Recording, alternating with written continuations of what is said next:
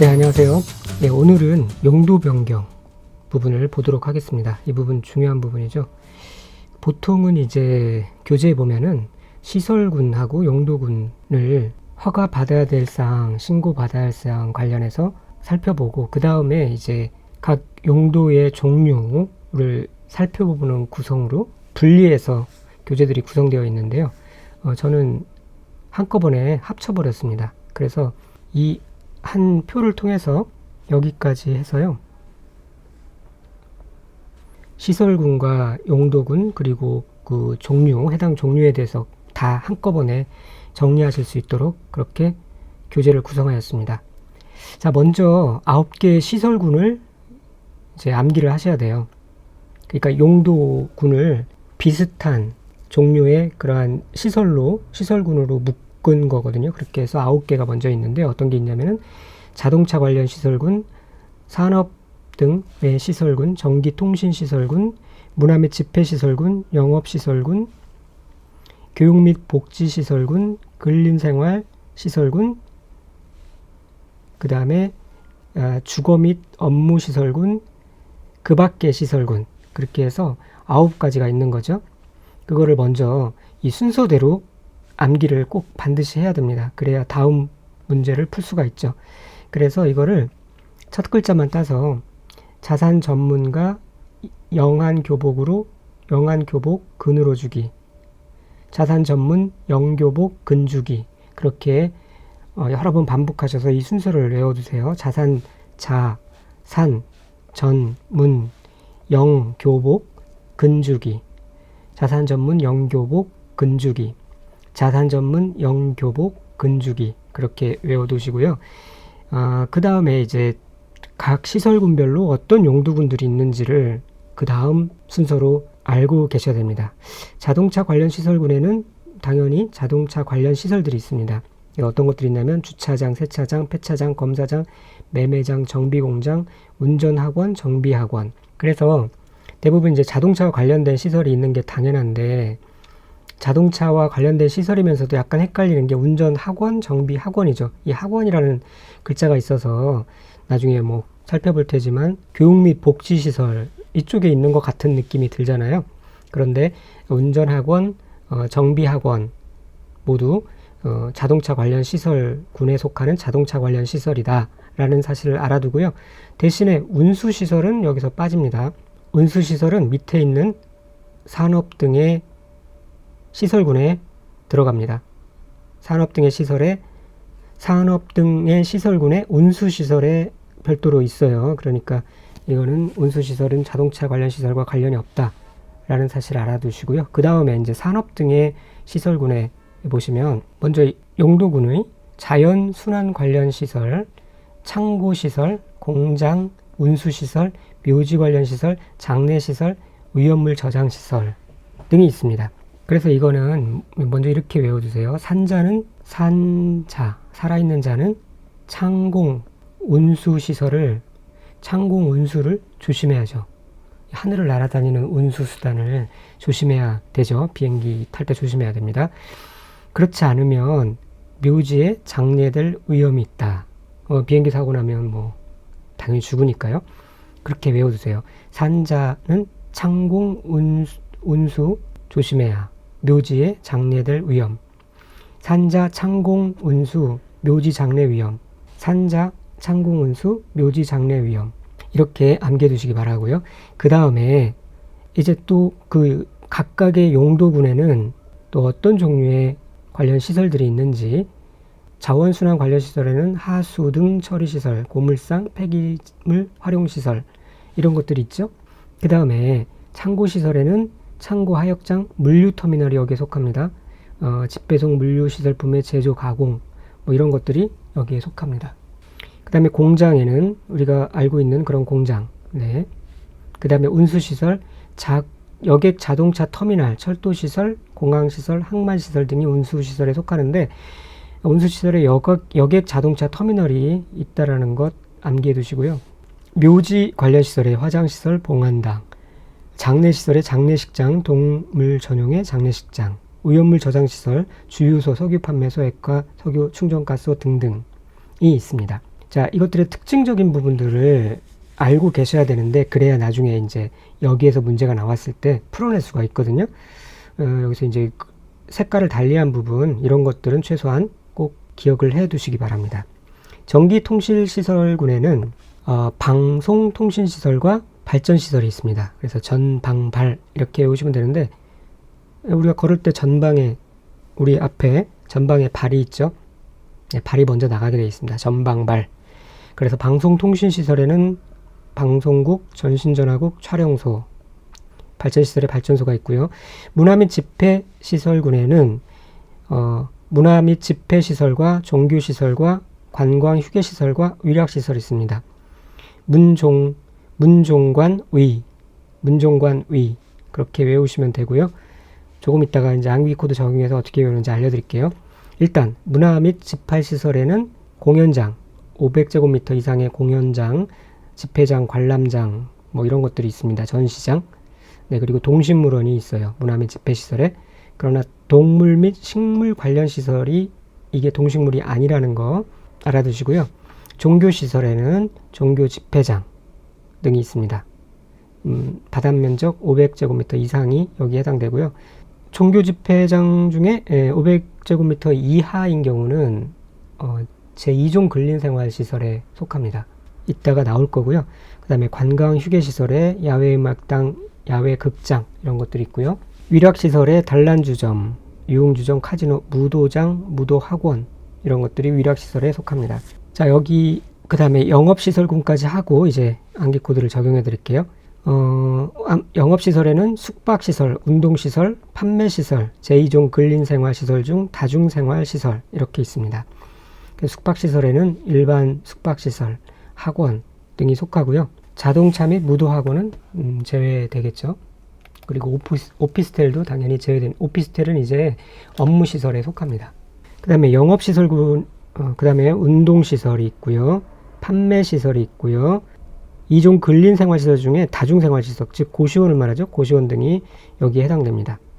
그 다음에 교육 및 복지시설군이 있습니다. 여기에는 이제 노유자시설과 교육연구시설과 수련시설, 야영장시설, 의료시설이 있는데, 노유자시설에는 아동 관련 시설, 즉 어린이집 아동복지시설, 노인복지시설 이런 것들이 있고요. 말 그대로 노인 노자에다가 아동 유자, 유아 유자잖아요. 그래서 아동 관련 시설과 노인복지시설이 있고, 교육연구시설에는 학교, 이 학교에 유치원이 포함되어 있고요. 유치원은 노유자 시설이 아닙니다. 초중고 대학, 학원, 그 다음에 연구소, 도서관 이런 것들이 교육연구시설에 해당됩니다. 수련시설에는 청소년 수련관, 청소년 문화의 집, 유스 호스텔 이런 것들이 속하고요. 야영장 시설에는 야영장 시설이 해당됩니다. 의료시설에는 병원, 그래서 뭐 종합병원, 치과병원, 한방병원, 이런 격리병원 이런 것들이 의료시설에 해당됩니다.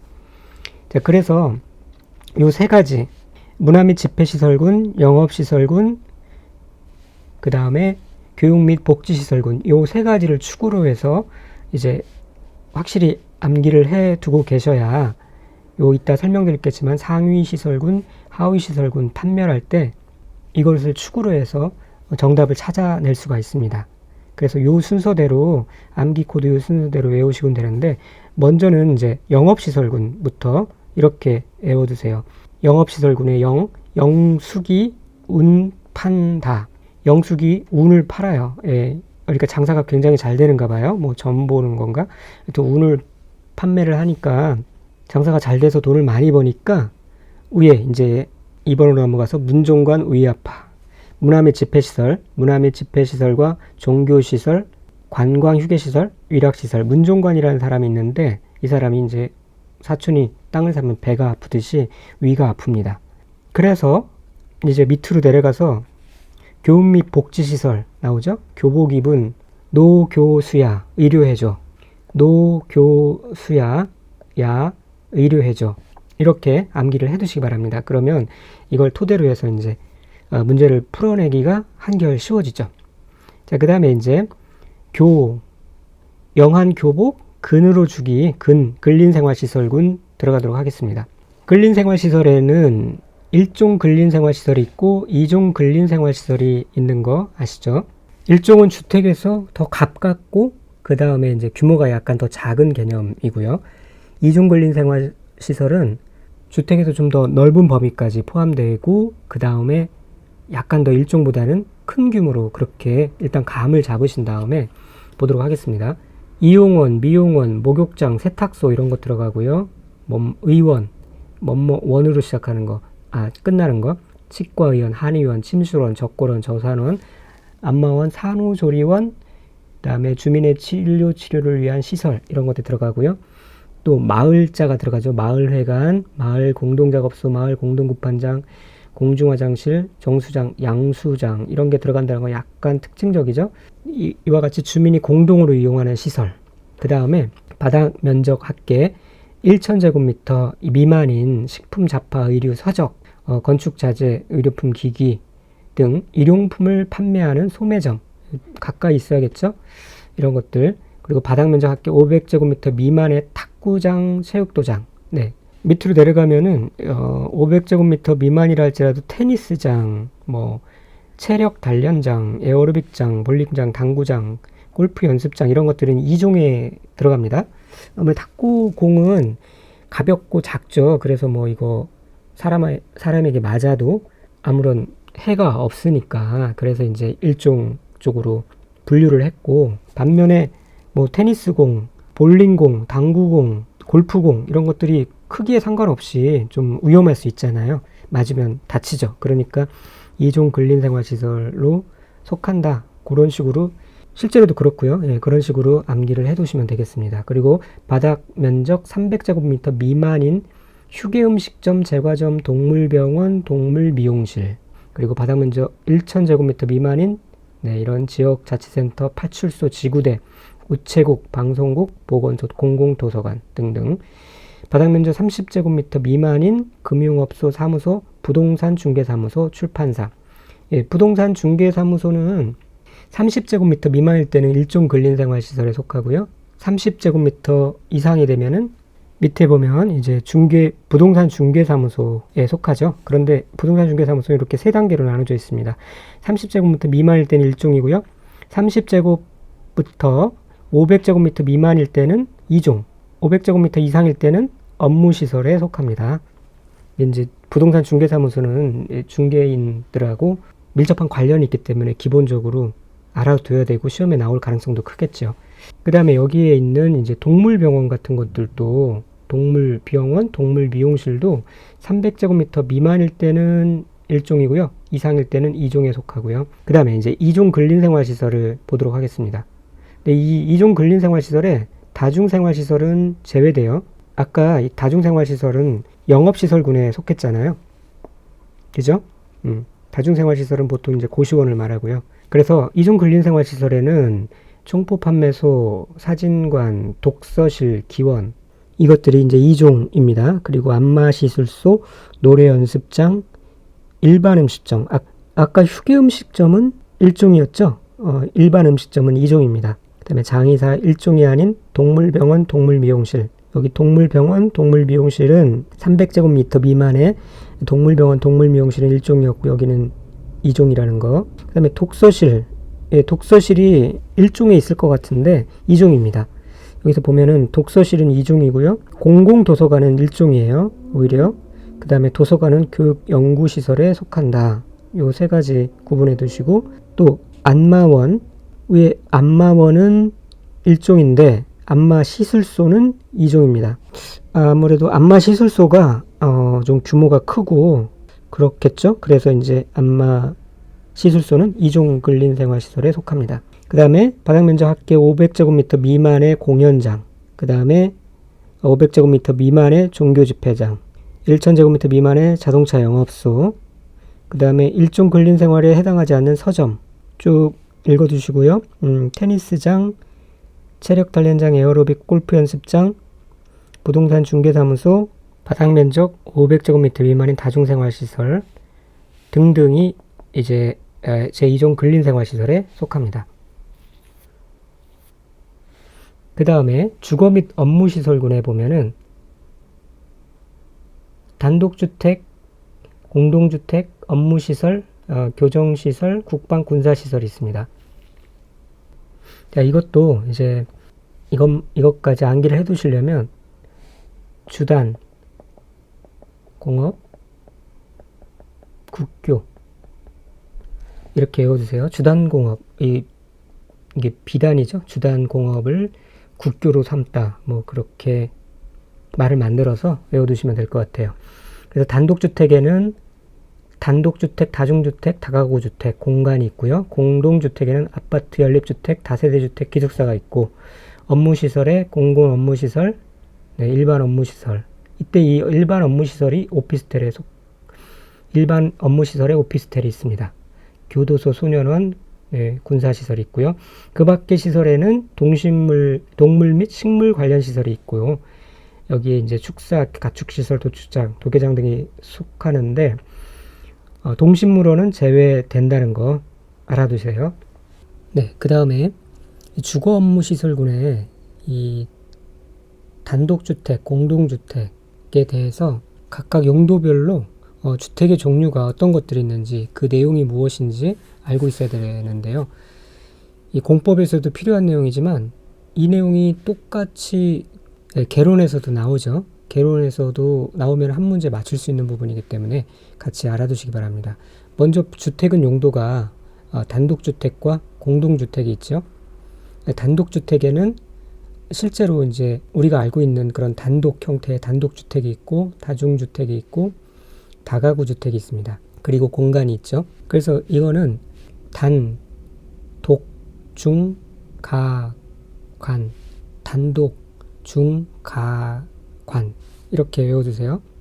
여기 나와 있죠. 단독, 중, 가, 관. 그 다음에 공동주택에는 아파트, 연립주택, 다세대주택, 기숙사가 있어요. 이거는 동, 아, 연, 세대, 기숙사. 동아, 연세대, 기숙사 이렇게 암기하시면 되겠습니다. 물론 이제 주택법에서는 이 공간과 기숙사가 빠져요. 그 개념에서 빠집니다. 나중에 다시 살펴보도록 하고요. 그 다음에 이제 각 그 주택의 종류의 내용을 좀 알아보도록 하겠습니다. 단독주택은 특별한 포인트가 없고요. 다중주택은 학생 또는 직장인 등이 여러 사람이 이렇게 장기간 거주할 수 있는 구조를 말하고, 독립된 주거 형태를 갖추지 아니한 것을 말해요. 그러니까 각 실별로 욕실은 있어야 되죠. 씻어야 되니까. 그런데 취사시설은 설치하지 아니했어요. 물론 공동 취사시설은 있죠. 보통 고시원에 보면 공동 취사시설이 있습니다. 그리고 한 개 동의 주택으로 쓰이는 바닥 면적의 합계가 660제곱미터 이하, 주택으로 쓰는 층수가 3개층 이하일 것. 물론 지하층은 제외하고요. 자, 여기서 3층 이하가 아닌 것 알아두세요. 이게 뭐 시험에 나오는 개념은 아니지만 이것도 상식적으로 알고 있어야 돼요. 계층과 층은 아래와 같이 차이가 납니다. 층은 건축물의 높이를 층수로 환산할 때 지하층을 제외하고 지상층만을 산정하는 방법을 말하고요. 계층은 지하층을 포함하여 산정하는 방법이에요. 그러니까 지상 10층이 있으면요, 지하 2층이 있으면은 이거는 우리가 부를 때 10층이라고 부르고요. 계층으로는 12개 층이 되는 거죠. 다가구 주택은 주택으로 쓰는 층수가 3개층. 그런데 이때는 또 지하층은 제외하는 거예요. 또 1층 전부를 필로티 구조로 할 때 층수에서 제외하고요. 이 다가구 주택은 바닥 면적의 합계가 660제곱미터 이하, 19세대 이하가 거주할 수 있을 것. 그 다음에 공동주택의 아파트는 5개층 이상인 주택, 연립주택은 한 개 동의 바닥 면적의 합계가 60제곱미터를 초과하고 층수가 4개층 이하, 다세주택은 바닥 면적의 합계가 660제곱미터 이하이고 층수가 4개층 이하, 기숙사는 공동 취사시설 이용 세대수가 전체의 50% 이상일 것. 자, 굉장히 좀 헷갈리죠? 그래서 밑에 제가 표를 다시 한번 정리해 놨어요. 단, 독, 중, 가, 관, 공동주택, 동아, 연세대, 기숙사. 여기서 보면 층수와 면적에 따라서 주로 이제 구분이 되는데, 단독주택은 이 다중주택과 다가구주택을 구분할 때 다 똑같아요. 3계층 이하이고 660제곱미터 이하인 거 맞는데 핵심적인 틀린 점은 다중주택은 취사가 안 되고 다가구 주택은 취사가 가능하고 19세대 이하로 되어 있는 점이 틀립니다. 그래서 다가구 주택은 보면은 대부분 19세대로 그렇게 구성이 되어 있죠.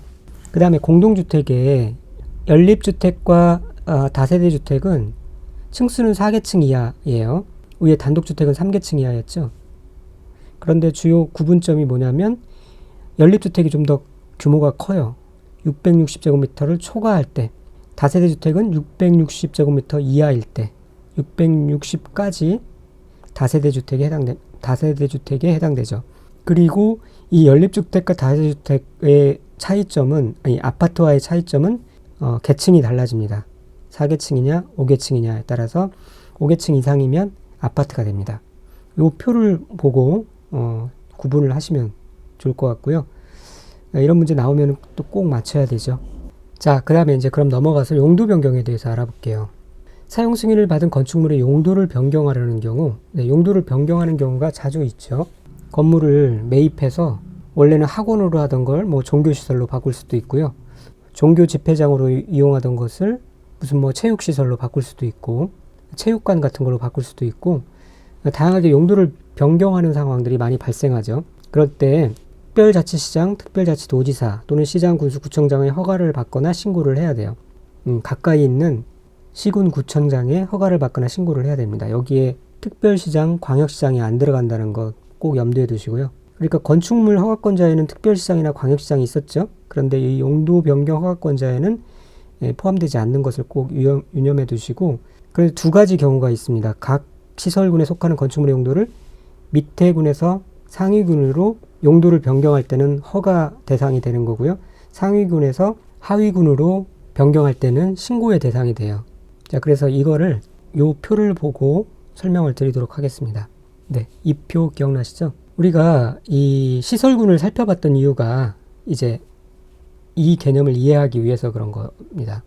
위로 갈수록 상위시설군이고요. 아래로 갈수록 하위시설군이에요.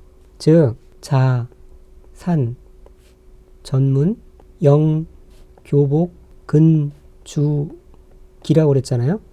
이 위로 갈수록 상위시설군이 되는 거고, 이 밑으로 갈수록 하위시설군이 되는데, 뭐 중요도가 아니라 뭔가 좀 위험성이 있고, 그래서 좀 더 엄격한 관리가 필요한 그러한 시설군이 이제 상위시설군에 해당되는 거고요. 상대적으로 덜 위험한, 규제가 덜 필요한 것을 이제 하위시설군이라고 합니다. 그래서 상위시설로 용도가 변경되면은 이제 좀 엄격하게 허가를 받아야 된다는 얘기고요. 그리고 이 아래로 이제 내려가게 되면은, 위에 상위시설군에서 하위시설군으로 내려가게 되면은 신고만 해도 된다. 이제 그런 개념이 되는 거죠. 허가냐, 신고냐, 이걸 파악하기 위해서 그래서 이 순서를 외우고 있어야 된다는 거고요.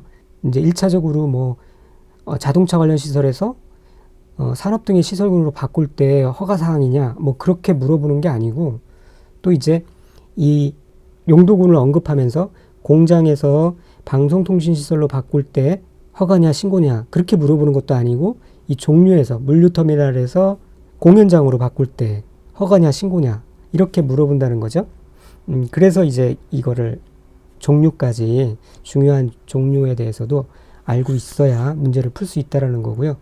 어렵게 내려면은 좀 이렇게 생소한, 구석진, 잘 눈여겨보지 않았던 것에서 그 종류들을 언급하면서 이 문제를 내게 되면은 좀 어렵게 다가올 수가 있죠. 어쨌거나 이 부분에서 이제 단골로 나오는 거니까 아까 제가 말씀드린 부분들을 잘 염두에 두면서 계속 눈에 익히셔야 됩니다. 그런데 이 허가와 신고만 있는 게 아니라 또 한 가지 방법이 있는데, 예를 들어서 같은 시설군에서 이렇게 바꾸는 거. 예를 들면 뭐 공연장으로 사용하다가 종교 집회장으로 이렇게 사용하는 경우는 같은 문화시설군 내에 있죠. 같은 문화 및 집회시설군 내에 있습니다. 이제 이런 경우 허가나 신고를 하지 않고 건축물 대장 기재 내용의 변경만 신청하면 된다는 거죠. 건축물 대장 기재 내용의 변경 신청을 해야 돼요. 위에 허가나 신고를 받을 때도 최종적으로는 건축물 대장 기재 내용 변경이 됩니다. 그런데 이거는 이제 공무원들이 하는 거죠. 허가를 받은 후에, 신고를 한 후에 그 용도 변경 허가권자가 건축물 대장 기재 내용 변경을 하는 것인데, 이제 같은 시설군 내에서 용도를 변경하게 되면은 그 변경한 자가 직접 기재 내용 신청을 한다는 거예요. 안 하면은 건축물 대장의 내용이 달라지죠. 내용이 틀려진 채로 유지가 되니까 나중에 문제가 되겠죠. 그래서 기재 내용 변경을 신청을 합니다. 다만 다음에 해당하는 건축물 상호간의 용도 변경인 경우에는 그러지 아니하다. 그래서 같은 용도에 속하는 건축물의 상호간의 용도 변경인 경우에는 건축물 대장 기재 내용의 변경을 신청할 필요가 없다는 거예요. 왜? 시설군이 있었고 9개 있었고 용도군이 있었잖아요. 30개. 요 같은 용도에서 상호간에 변경할 때는 건축물 대장 기재 내용 변경 신청할 필요가 없다라고 그렇게 되어 있는데, 다만 여기서 이제 예외가 굉장히 많이 나와요. 복잡하게. 그런 것은 뭐 절대 우리가 다 알고 있을 필요는 없고요. 그래서 여기까지 시험이 나오는 것도 쉽지 않은 문제니까 이런 것까지 예외상을 고려한다 그러면은 시험에 나오기는 힘든 문제니까 그냥 이런 정도만 알고 계시면 되겠습니다. 그리고 제1종 근린생활시설과 제2종 근린생활시설 상호 간의 용도 변경. 이거는 그 같은 용도군이 아니잖아요.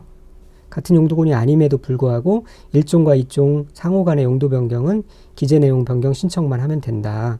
왜냐면은 굉장히 빈번하게 일어날 수 있는 문제이기 때문에 그런 것까지 다 허가를 받거나 혹은 신고를 해야 한다 그러면 복잡하니까, 그래서 이 정도 이렇게 완화를 해준다는 의미입니다.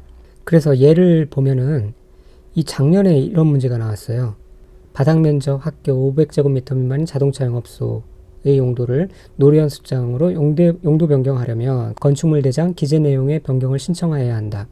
어쨌든 맞는 답으로 나왔는데 이게 뭐 모르고 틀리거나 모르고 맞았으면은 그냥 넘어갈 문제이지만 사실 들여다보면은 굉장히 어려운 문제이죠. 바닥면적 합계 500제곱미터 미만인 자동차 영업소면은 2종 근린이에요. 그리고 노래 연습장도 2종입니다. 그러면 같은 용도에 속하는 건축물 상호 간의 용도 변경에 해당되어서 건축물 대장 기재 내용의 변경 신청을 안 해도 되잖아요. 그런데 여기 이제 그렇게 건축물 상호 간의 용도 변경을 안 해도 되는 게 예외 사항이 별표 1에 굉장히 복잡하게 있다고 그랬잖아요. A4 용지 한 뭐 반장 이상 될 겁니다. 거기에 이게 있기 때문에 이게 맞는 내용이 되는 거예요. 그래서 사실은 여기까지 파악해서 문제를 맞추는 것은 너무 힘든 문제이기 때문에 이런 것들은 나오면은 그냥 뭐 운에 맡겨야죠. 찍어서 맞으면 좋고 틀리면 어쩔 수 없고 그렇게 하는 게 좋을 것 같습니다. 자, 그렇게 정리해 두시고요. 건축법의 준용 부분 보도록 하겠습니다. 허가나 신고 대상인 경우로서 용도 변경을 하려는 부분의 바닥면적의 합계가 100제곱미터 이상인 경우에는 사용승인에 관하여 건축물의 사용승인 규정을 준용합니다. 다만 용도 변경하려는 부분의 바닥면적의 합계가 500제곱미터 미만으로 대수선에 해당되는 공사를 수반하지 아니하는 경우에는 그러하지 아니합니다. 자, 먼저 허가나 신고 대상인 경우 해당됩니다. 기재 내용 변경 신청인 경우에는, 그런 대상인 경우에는 바닥면적의 합계가 100제곱미터가 넘는다 하더라도 200제곱미터라 하더라도 사용승인 규정을 준용할 필요가 없다라는 거죠. 또 건축물의 설계에 관한 설계 규정을 준용하는 경우가 있는데 이 경우에는 허가 대상인 경우에요. 신고 대상은 빠져 있고요. 허가 대상인 경우로서 용도 변경하는 부분의 바닥면적 합계가 500제곱미터 이상인 그러한 용도 변경에 대해서는 설계 규정을 준용합니다. 즉 건축사가 설계를 해야 한다는 얘기예요. 허가 대상인 경우 또 and 500제곱미터 바닥면적 합계가 500제곱미터 이상인 경우 설계에 관한 규정을 준용하고요. 건축사가 설계를 해야 됩니다. 또 복수 용도의 인정 한번 쭉 읽어보세요. 건축주는 건축물의 용도를 복수로 하여 건축허가, 건축 신고, 용도 변경, 허가 신고 또는 건축물 대장 기재 내용의 변경을 신청할 수 있습니다. 또 허가권자는 복수 용도가 이 법 및 관계 법령에서 정한 건축 기준과 입지 기준 등에 모두 적합한 경우에 한정하여 국토교통부령으로 정하는 바에 따라 복수 용도를 허용할 수 있습니다. 복수 용도는 각 호의 같은 시설군 내에 허용할 수 있습니다. 자, 위 다항에도 불구하고 허가권자는 지방건축위원회의 심의를 거쳐 다른 시설관의 용도간 복수 용도를 허용할 수 있습니다. 여기에서 나오는 모든 지문은 내용이 어쨌든 간에 할 수 있습니다. 할 수 있습니다. 허용할 수 있습니다. 허용할 수 있습니다. 있다라고 다 끝나면 되니까 내용 파악까지 하려면 다 이해하고 하려면 복잡하니까요. 이렇게만 암기해두세요. 복수 용도는 인정할 수 있다. 그렇게 암기해 두시면 되겠습니다. 그리고 건축법 적용 대상 지역을 보면은 건축법 전면 적용 대상 지역으로 도시지역, 지구단위 계획구역, 동 또는 읍의 지역, 섬의 인구는 500인 이상의 경우에 하나고요. 이렇게 됩니다. 또 반면에 일부 규정이 적용되지 않는, 그러니까 제한적 적용이 되는 곳을 보면은 이것이 아닌 지역이죠. 도시지역이 아닌 지역, 지구단위 계획구역이 아닌 지역, 동읍 이외의 지역, 동읍이 속하는 섬의 인구가 500인 미만인 지역, 이렇게 됩니다. 적용 제외 규정을 보면은 대지와 도로의 관계, 도로의 지정 폐지 및 변경, 건축선의 지정, 건축선에 따른 건축 제한, 방화지구 안의 건축물, 대지의 분할 제한, 이런 것들이 적용이 되지 않습니다. 그러니까 이곳에 이런 것들이 이제 적용이 되지 않는다는 건데, 대도 건방대 이렇게 외워두세요. 대지와 도로의 관계, 도로의 지정 폐지 변경, 건축선의 지정, 건축선에 따른 건축 제한, 방화지구의 건축물, 대지의 분할 제한. 이외에 뭐 건폐율, 용적률, 높이 제한 같은 것들은 이곳이라 할지라도 적용이 된다는 거죠. 자, 이렇게 이제 문제가 나와요. 지구단위 계획구역이 아닌 계획관리지역으로서, 지구단위 계획구역이 아닌 계획관리지역이에요. 그럼 여기 이제 되겠죠. 그리고 또 동이나 읍이 아닌 지역이에요. 외의 지역이에요. 건축법상 용적률의 규정이 적용되지 않는다. 대도 건방대에 없죠. 용적률의 규정은 적용됩니다. 용적률, 건폐율, 높이 제한 이런 것들은 기본적인 것들이기 때문에 이곳이라 할지라도 적용이 된다는 거예요. 자, 이렇게 오늘 살펴봤고요. 다음 시간에는 건축물의 건축을 살펴보도록 하겠습니다. 감사합니다.